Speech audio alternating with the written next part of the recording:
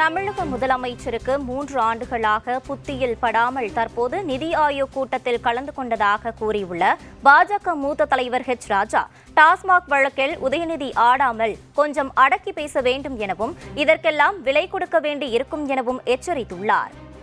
3 வருஷமா அப்பாவா அவருக்கு சரியா புத்தியில படலை, இப்ப புத்தியில பட்டிருக்கு அப்படின்னு நான் நினைக்கிறேன். பேசும்போது நீங்க நான் ஏற்கனவே சொல்லி இருக்கேன், இந்த பாகிஸ்தானுக்கு எதிரான நடவடிக்கையில ஹீரோ யாரு? ஆகாஷும் பிரம்மாசும். அந்த ஆகாஷ் பாகிஸ்தானை அதகலப்படுத்தியது. இப்போ ஒரு ஆகாஷ் வந்திருக்காரு அறிவாலயத்தை அதகலப்படுத்த. அதனால ஒன்றும் கவலை இல்லை.